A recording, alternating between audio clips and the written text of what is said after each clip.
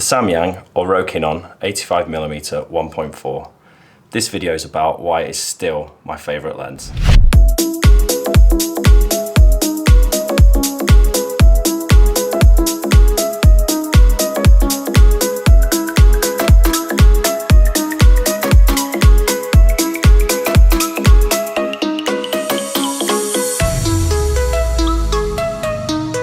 Okay, so I've previously made a video about this lens and it totally bombed. I think I tried too hard.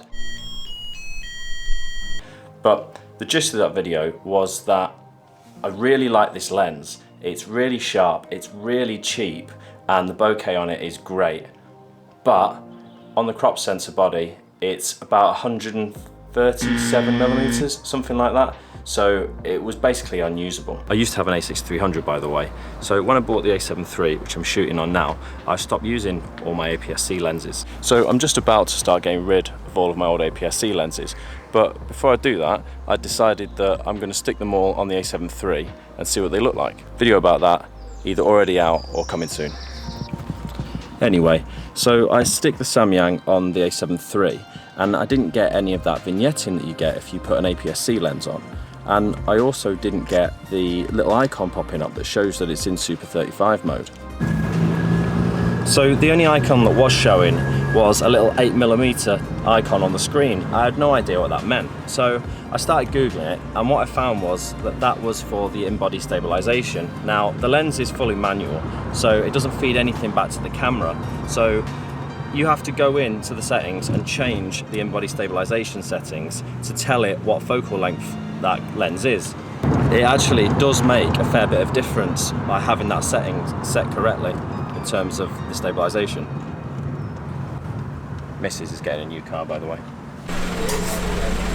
What's your favourite side? Do you have any? New car.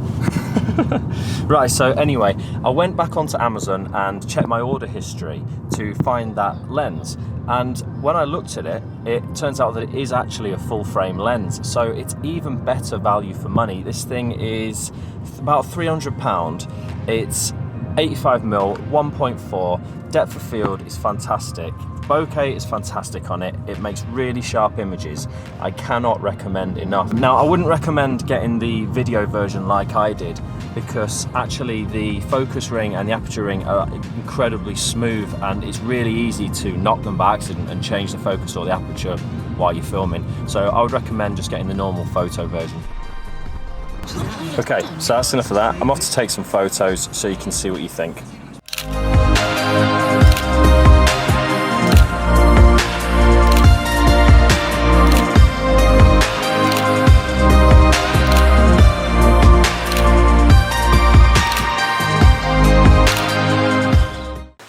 Right then, let us surmise. Overall, in my opinion, this is a really good lens. I mean, for the price, it's absolutely fantastic. I really like the images that I get from it.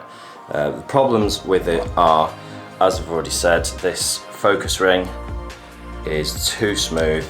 This aperture ring is too smooth.